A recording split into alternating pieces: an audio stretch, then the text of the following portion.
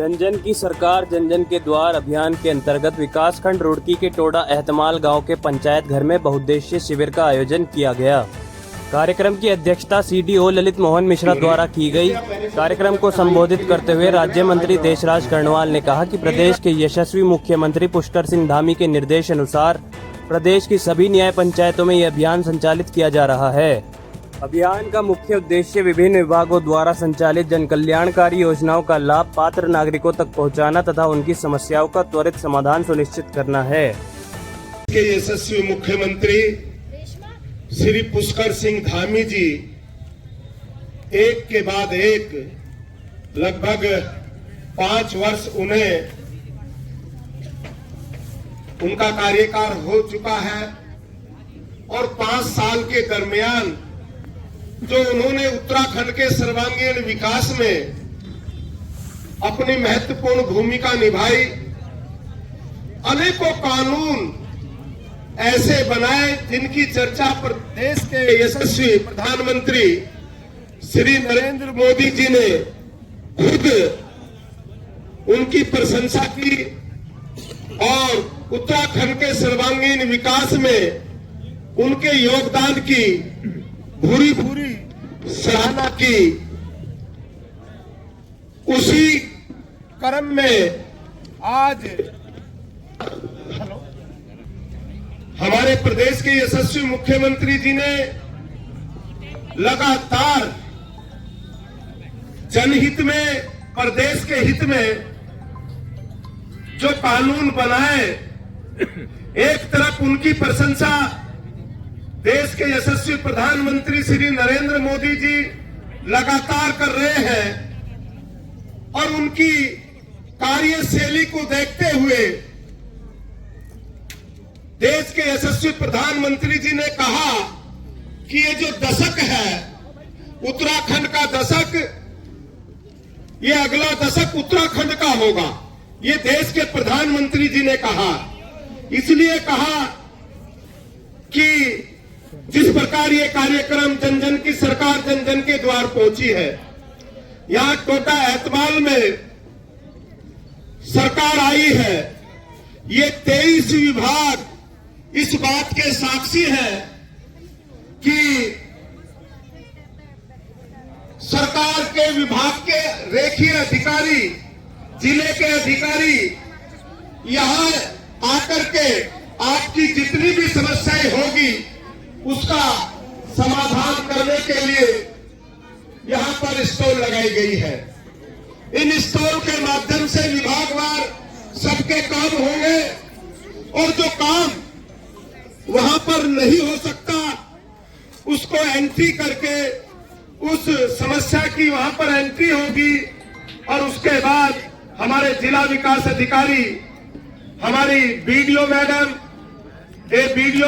तहसीलदार साहब, हमारे तमाम लोग यहां पर उसका समाधान करेंगे। इस कार्यक्रम में हमारे स्वामी जी, मेरी छोटी बहन रोमा जी, सभी अधिकारीगण और गांव के बुजुर्गों, नौजवान साथियों, जब हम प्रदेश के यशस्वी मुख्यमंत्री जी की बात करते हैं तो उनकी हर बात हमें हमारे बच्चों का भविष्य सुरक्षित करती है। जहां एक तरफ उन्होंने नकल विरोधी कानून बनाया, वहीं इस प्रदेश के अंदर अपने मुख्य सेवा सदन से 30,000 युवा युवतियों को उन्होंने नियुक्ति पत्र बांटे और अभी रावत जी कितने हजार लोगों को 11,000 लोगों को एक साथ, 11,000 युवा युवतियों को एक साथ नौकरी देकर के मुख्यमंत्री जी ने ऐसा रिकॉर्ड बनाया है कि अब तक जितने मुख्यमंत्री आए हैं सभी ने काम किया है, लेकिन उनके बराबर नियुक्तियां सभी मुख्यमंत्रियों के बराबर से भी ज्यादा नियुक्तियां हमारे आज के मुख्यमंत्री जी ने की है। इसलिए जोरदार तालियों से आप उनका स्वागत करें। किसान भाई बैठे हैं, मजदूर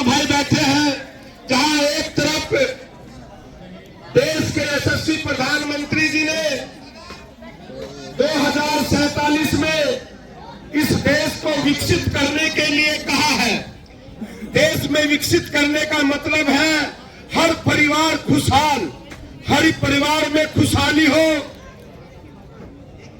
लेकिन नरेंद्र मोदी जी ने जहां एक तरफ हमारी जी राम योजना, मनरेगा को जी राम योजना में कन्वर्ट कर उस योजना को शक्तिशाली बना करके, ताकतवर बना करके अपने मजदूर भाइयों को ताकतवर बनाया है, वहीं पुष्कर सिंह धामी जी ने गन्ने का 35 रुपए रेट ज्यादा देकर उत्तर प्रदेश, जो बहुत बड़ा सक्षम प्रदेश है, जो आर्थिक प्रदेश अगर हम कहें तो कोई अतिशयोक्ति नहीं होगी, उस प्रदेश में से 5 रुपए अधिक गन्ने का रेट देकर के पुष्कर सिंह धामी जी ने और जी राम जी योजना ला करके हमारे देश के यशस्वी प्रधानमंत्री जी ने, दोनों नेताओं के लिए आप जोरदार तालियों से उनका स्वागत करें। मैं ये इसलिए कह रहा हूं, एक समय वो था, मैं ज्यादातर हर सभा में, हर कार्यक्रम में कहता हूं, क्योंकि मेरे बुजुर्गवार बैठे हैं, उन्होंने राजीव गांधी जी का शासन देखा है और वो हमारे प्रधानमंत्री रहे हैं। उन्होंने बड़ी ईमानदारी के साथ एक बात कही थी, पूरी ईमानदारी के साथ, कि जब केंद्र से 1 रुपया चलता है और जब वो गरीब के खाते में जाता है तो वो 15 पैसे रह जाता है, 15 पैसे। ये सच्चाई को इस देश को अवगत कराया था, इस सच्चाई से कि 85% पैसे की लूट हो जाती थी। मोदी जी ने उस लूट को खत्म करने के लिए, उस लूट को खत्म करने के लिए मोदी जी ने, आपने देखा है जब आपकी किसान सम्मान निधि आती है, वो किसान सम्मान निधि एक बटन पर, ऐसे बटन दबाते हैं मोदी जी दिल्ली में बैठ करके या किसी प्रदेश में बैठ करके, सबके खातों में सारे पैसे चले जाते हैं, 1 रुपए की भी दलाली नहीं होती। जब राशन डीलर के पास आप राशन लेने जाते हैं, पहले आपका राशन कार्ड चढ़ा दिया जाता था, सामान बेच लिया जाता था। अब तो बिना अंगूठे के राशन नहीं बेच सकता, नहीं दे सकते, नहीं कुछ हो। पारदर्शिता हमारे देश के यशस्वी प्रधानमंत्री नरेंद्र मोदी जी ने हमें दी है।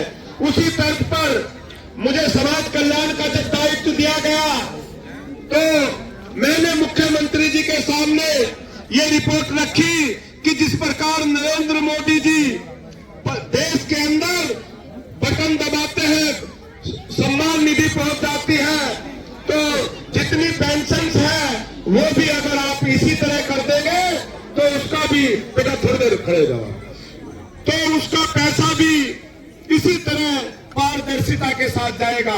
तो हमारे मुख्यमंत्री जी ने भी जितनी भी पेंशन है, चाहे वो किसान पेंशन है, चाहे वृद्धा पेंशन है, चाहे दिव्यांग पेंशन है, चाहे वो बोला पेंशन है, सभी पेंशनों को ये निर्देश दे दिया अधिकारी को कि 5 तारीख से पहले पहले खाते में डल जानी चाहिए।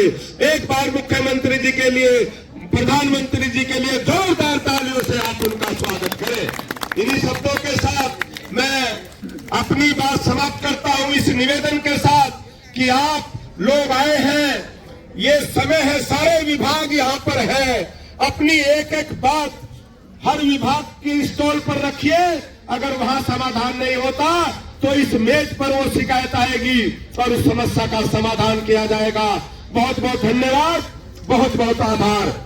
देखिए, मैंने कहा था मौखिक और लिखित मिलाकर के लगभग 50 शिकायतें यहाँ पर दर्ज हुई हैं और इसमें से 32 शिकायतों का मौके पर निस्तारण किया गया है। ज़्यादातर शिकायतें जो थी वो राशन कार्ड में नाम चढ़ाने को लेकर के थी, कुछ शिकायतें पैमाइश की थी और कुछ शिकायतें जो है इसकी थी कि उनको जो योजनाओं का लाभ है वो समय से मिल जाए।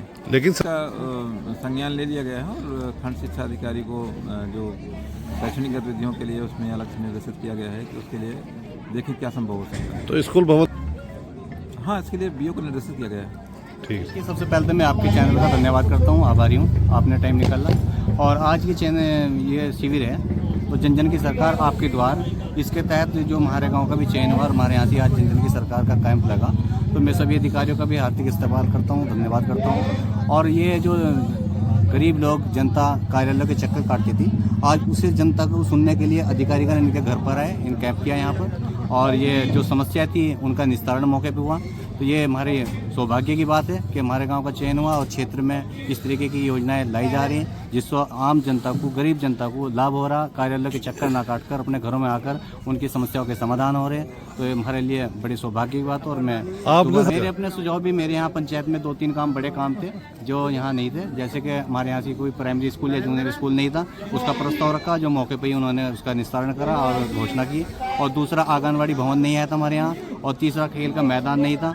और चौथा, हमारे यहाँ जो मतदाता पोलिंग बूथ पर जाते हैं वो दूसरे गांव में जाना पड़ता था 2-2 किलोमीटर चल के। आज वो यहीं से हमने पोलिंग बूथ की भी मांग की है। तो मेरी प्रमुख 4 मांगे थी, वो चारों मुझे उम्मीद है कि सरकार उस पर संज्ञान लेगी और इस गांव को उससे रूबरू करेगी। बहुत अच्छी पहल है और मैं सरकार का धन्यवाद करना चाहूँगा। लेकिन जो समस्याएं हैं लोगों की, चाहे मेरी ग्राम पंचायत है भंगड़ी माहौतपुर, मेरी पंचायत में खेल का मैदान नहीं है और एक पशुओं के लिए हॉस्पिटल नहीं है और जो है एक बारात घर भी नहीं है। तो मेरे गांव में तीनों चीज़ की समस्या है, क्योंकि बारात घर भी होना ज़रूरी है और एक हाई स्कूल भी होना ज़रूरी है। वैसे तो इंटर कॉलेज होना चाहिए, लेकिन हाई स्कूल तो होना ही चाहिए।